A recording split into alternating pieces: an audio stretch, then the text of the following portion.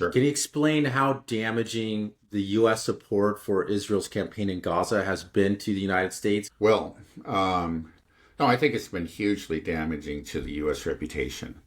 There, the U.S. has always prided itself on being like the world's foremost advocate for human rights, for democracy, and for like justice. We're the Americans, the world's policeman.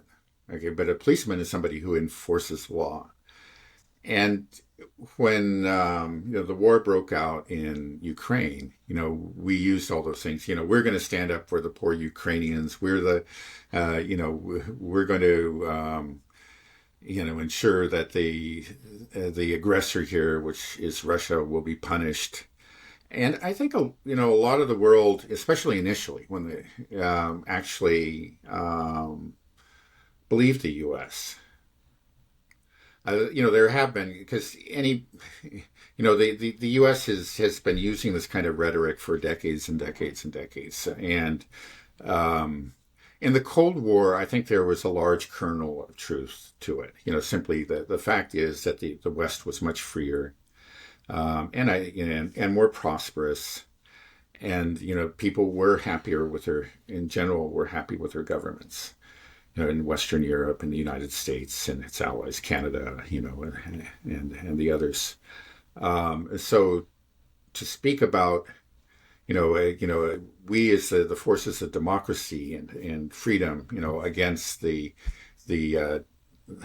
totalitarian Soviets, it wasn't absurd. It was actually largely true. Now, actually, when you got into the third world, you found out that it became much messier, and people did notice that and pointed out the hypocrisies. The U.S. ended up supporting all kinds of dictators and for geopolitical reasons, and pretended that they were democracies or just didn't talk about it when when it clearly was an inconvenient fact for them.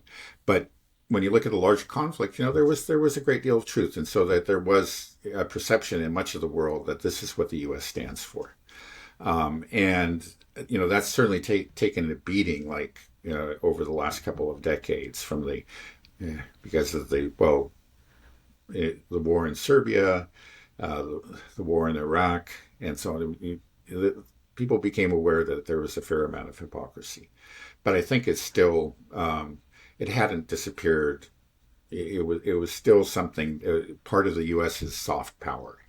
As still a lot of people in the world look to the U.S. has got leader in these of these principles. An embodiment of these principles.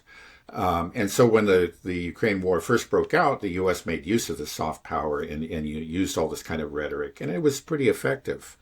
Now, of course, as the war has progressed and people have seen, I think, started to understand more and more what led up to the war, that's gradually shifted, and we've talked about that. But maybe even more important is what happened in Gaza.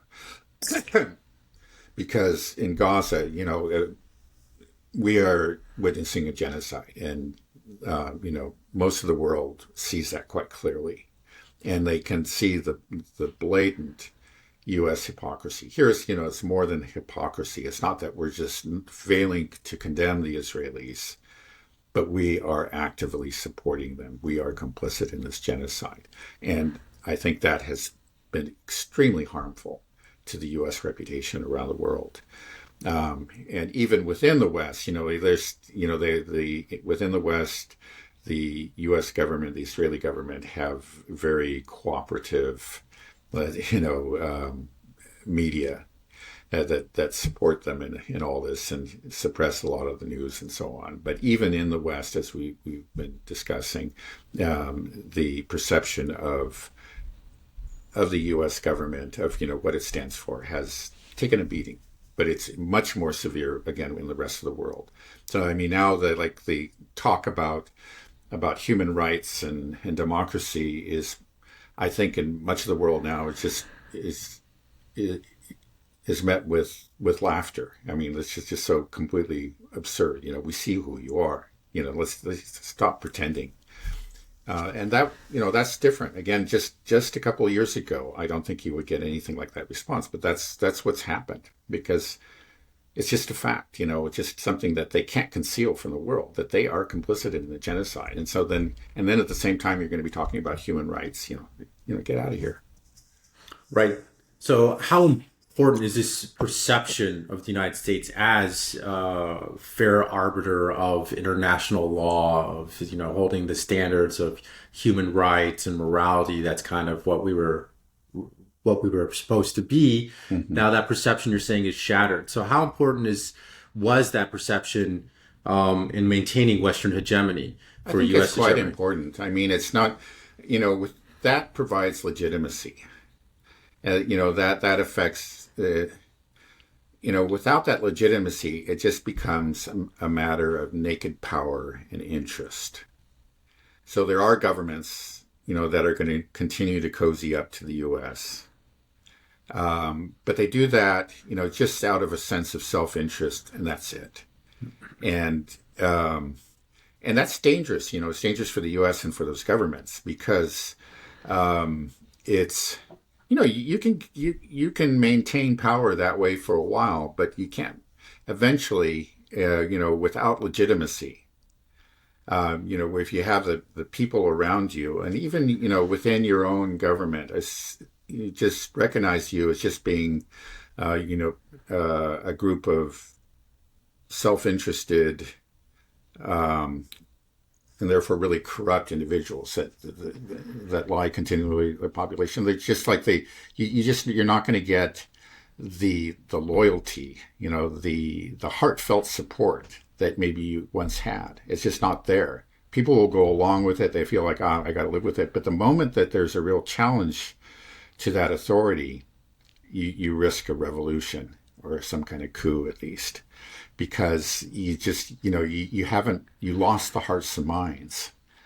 Again, you just have maybe inertia on your side, and you just have maybe brute force on your side, and that can take you pretty far. But it's a much more dangerous position, a much more precarious position for a government to be in, and those governments, I think, inevitably fall.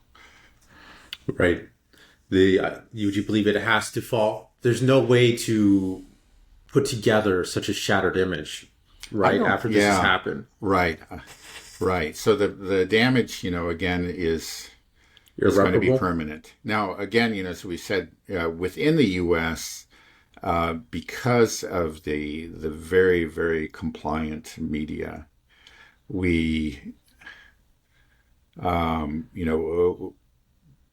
the legitimacy has suffered, certainly within the U.S., but it's a slightly different. It's not so much because of Gaza. It's really because of over domestic issues and the campaigns of Donald Trump, the things that he said, but also because of the really, let's say, illegal or extra-constitutional measures that have been brought against him, and people have seen that. That's certainly affected people's view of the U.S. government with the U.S. But it's not because of Gaza. Unfortunately, Gaza really hasn't affected, well, it has, okay, we'll say, but it just hasn't had nearly as much effect as it has had in other parts of the world.